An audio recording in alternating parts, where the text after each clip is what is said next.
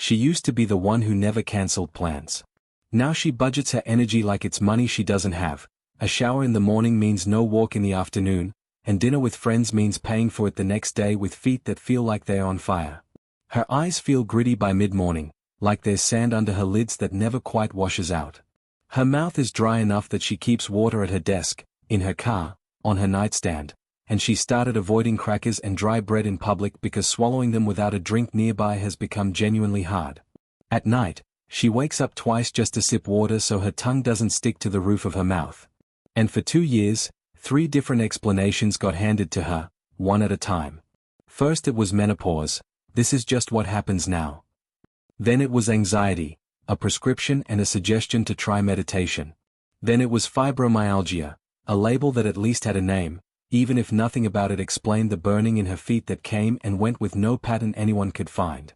Nobody put the pieces on the same table. Nobody asked if the dryness and the burning feet and the fatigue that no amount of sleep touched were part of the same story. This is a composite picture, built from patterns reported across thousands of patients, not one person's medical chart, but if it sounds familiar, you're not alone, and you're not imagining it.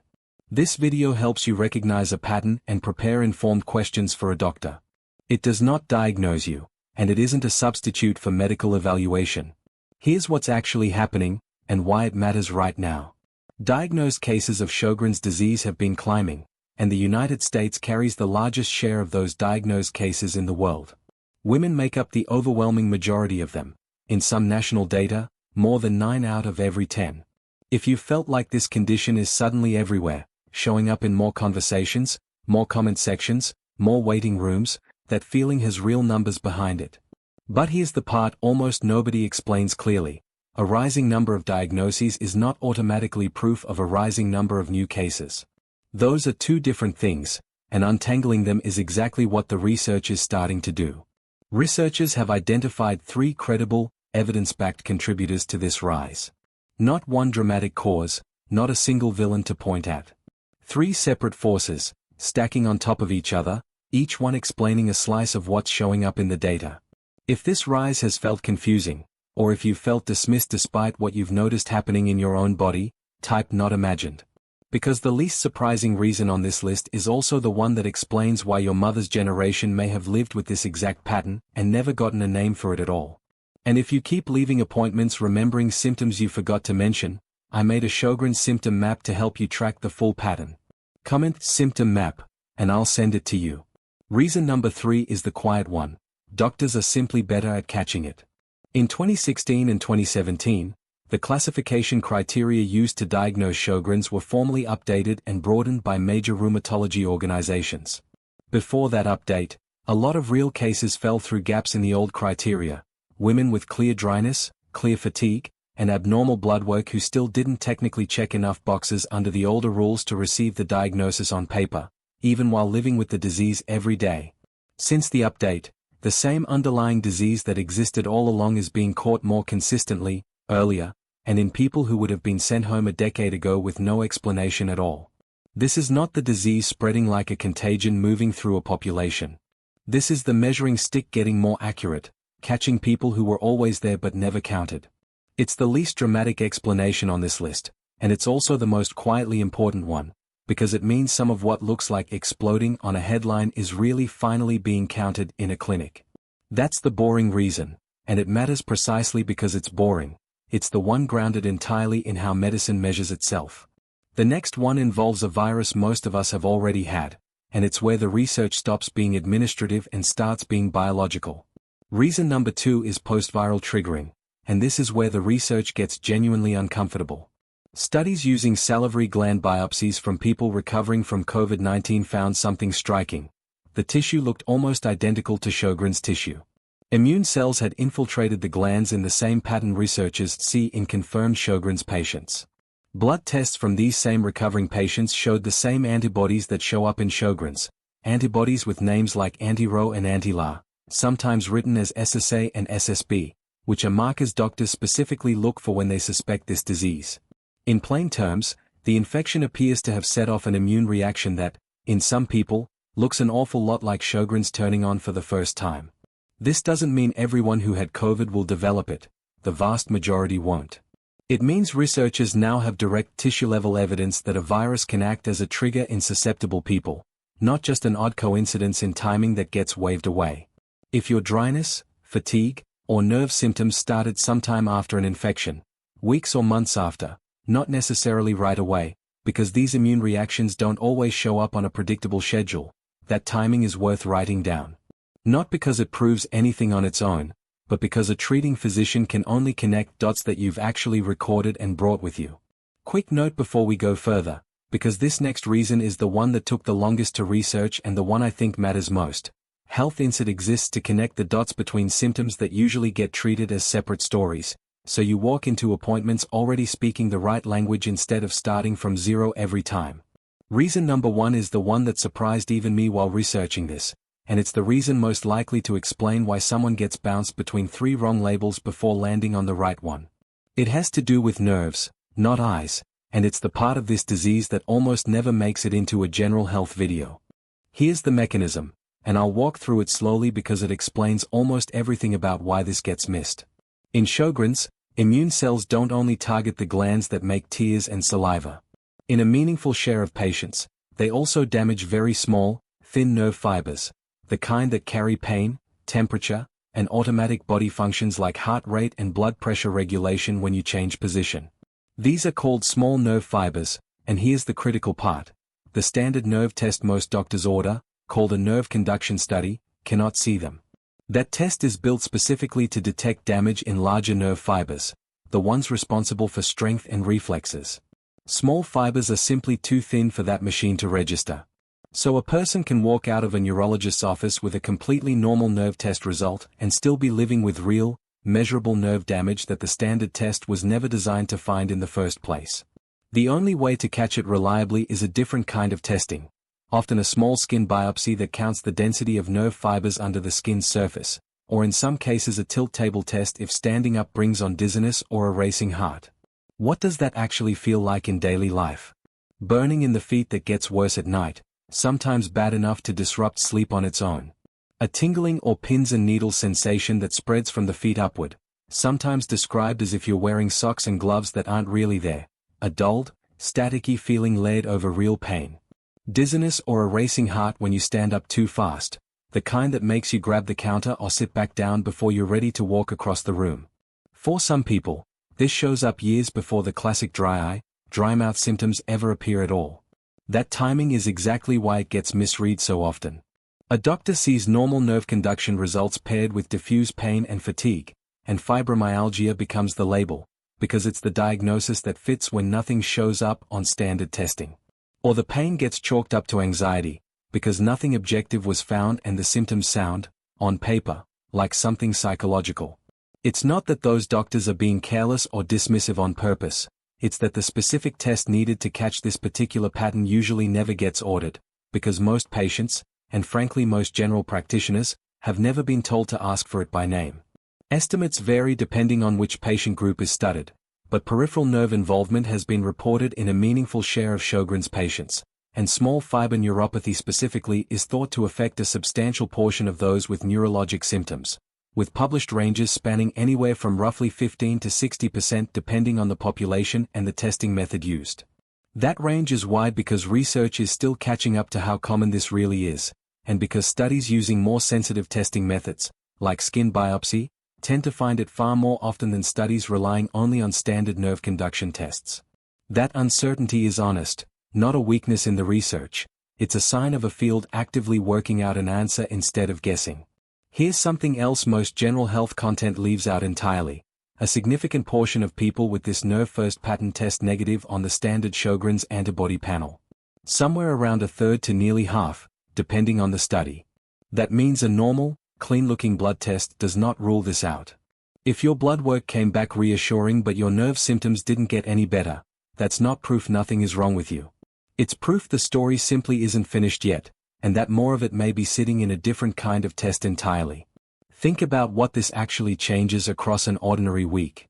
Climbing stairs stops being automatic when your feet don't reliably tell your brain where they are, so you start watching your feet instead of trusting them, one step at a time, holding the rail a little tighter than you used to.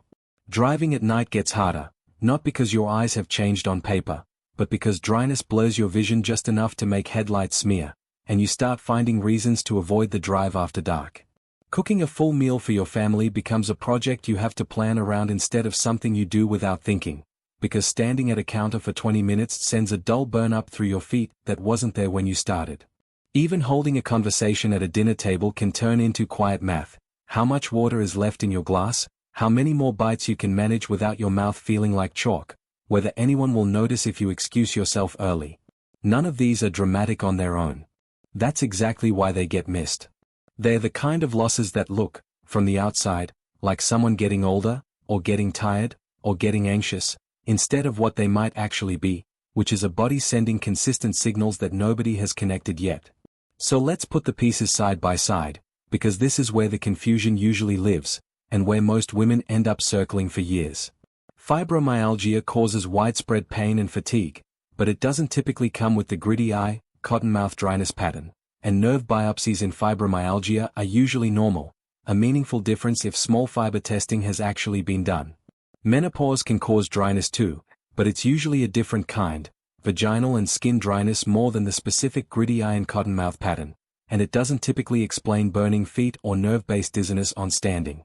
Early multiple sclerosis can cause nerve symptoms that genuinely overlap with what we've just described, which is exactly why the right antibody testing and imaging workup matters, and why sorting this out is a conversation for a doctor's office, never a video like this one. Sjögren's tends to show the combination, dryness, fatigue, and a nerve symptom appearing together or in sequence, sometimes accompanied by the antibodies, sometimes without them at all. No single symptom on this list proves anything by itself. The pattern is the clue. Not any one piece of it in isolation. This isn't ordinary tiredness that a good night's sleep fixes. And a normal test result can be reassuring in the moment, but it cannot explain away every symptom a body is actually producing. Let's talk honestly about how serious this can get, because you deserve real information, not vague dread designed to keep you watching.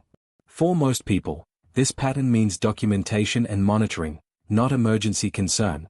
Most people living with this nerve-first pattern manage it as a chronic, ongoing condition, not a crisis. In a smaller group, autonomic nerve involvement can cause real dizziness or fainting when standing, which is uncommon but does happen, and it deserves prompt medical evaluation rather than a quiet wait-and-see approach at home. Severe complications like lymphoma are associated with Sjögren's in a small subset of patients over time, but they are rare, and most people living with this disease will never experience them. I'm not walking you through this to frighten you. I'm walking you through it so you know the difference between what deserves a documented conversation at your next scheduled appointment and what deserves a phone call today. If you experience sudden fainting, sudden severe weakness, or a rapidly worsening inability to walk safely, that is a reason to seek care immediately, rather than waiting for a scheduled appointment to come around. Now here's where this turns from concerning to genuinely useful, because recognition without direction just leaves you more anxious than before you started watching. Recognizing this nerve-first pattern early has, in documented clinical reports, been followed by real improvement. Some patients treated with immune-modulating therapy after a confirmed small fiber neuropathy diagnosis have described a significant reduction in burning and pain over months of treatment, in some cases resolving nearly completely after failing other approaches first. This is not a guaranteed outcome, and not every patient responds the same way to the same treatment. Response varies, and this is documented case-level evidence, not a promise. But it does show that catching the right pattern early can meaningfully change what happens next for some people. This isn't about a cure, and no honest source will tell you there is one. It's about not spending 3 more years explaining the same symptoms to 3 more specialists who each only ever see one piece of the picture, because nobody handed them the whole pattern at once. So here's what you can actually do with everything you just learned, in a way that's specific enough to use at your very next appointment. Start writing down when your dryness, your fatigue, and any nerve symptoms began, and whether one clearly came before the others. Note whether nerve symptoms show up on both sides of your body or just one. Symmetry is a detail doctors specifically look for, and it's easy to forget to mention unless you've written it down ahead of time. Write down whether you've ever had a normal nerve conduction test despite ongoing burning or tingling, because that specific detail is what points a clinician towards small fiber involvement instead of a large fiber problem. And bring all of it in as one connected story instead of 3 separate complaints spread out across different visits and different specialists who never talk to each other. You might say something like this out loud: my dryness, fatigue, and nerve symptoms have been treated as separate issues so far. Given the pattern, could we discuss whether a systemic autoimmune cause should be considered, including small fiber neuropathy testing if my regular nerve test comes back normal? That single sentence does the work of 3 separate appointments in one, because it names the pattern instead of asking someone else to notice it for you. It also helps to write your notes down before you're sitting in the exam room, because a short appointment has a way of shrinking a year of symptoms into a rushed sentence or 2 if you're recalling it from memory under pressure. A simple page works fine. 3 columns are enough. 1 for dryness, when it started, whether it's eyes, mouth, or both, and whether it's gotten worse at any specific point. 1 for fatigue, whether it's the kind that improves with rest or the kind that doesn't move no matter how much sleep you get. And 1 for nerve symptoms, where exactly you feel them, whether it's one side or both, whether standing up quickly brings on dizziness, and whether it's ever been tested with a standard nerve conduction study that came back normal. Bring that page with you. Handing a clinician a clear timeline does more in 2 minutes than an hour of trying to remember details on the spot, and it signals that you've been paying close attention to your own body, which tends to change the tenor of the conversation that follows. Here's the honest scorecard, put simply. The pattern worth paying attention to is dryness in the eyes or mouth, ongoing fatigue that sleep doesn't fix, and any nerve symptom, burning, tingling, or dizziness on standing, especially if they've shown up together or in sequence over time. What to document: timing, symmetry, and whether a standard nerve test came back normal despite real, ongoing symptoms. What belongs in a routine appointment conversation: this whole pattern, brought together in one sitting instead of scattered across a year of separate visits. What requires urgent attention: fainting, sudden severe weakness, or a rapid decline in your ability to walk safely. And what remains genuinely uncertain, because honesty matters more than a tidy ending. There is no single proven cause behind the rise in diagnoses. Better detection, viral triggering, and the long-overlooked nerve-first pattern are 3 credible, evidence-backed contributors, not one dramatic explanation, and not a confirmed epidemic sweeping through the population. That uncertainty isn't a gap in this video. It's where honest medicine actually stands right now, and you deserve to hear that plainly instead of being handed a tidier story than the evidence supports. If any of this matched what you've been living with, the next thing worth understanding is what small fiber neuropathy testing actually involves, what the skin biopsy looks like, what it can and can't tell you, and exactly how to ask for it without sounding like you're diagnosing yourself in the waiting room. That's next.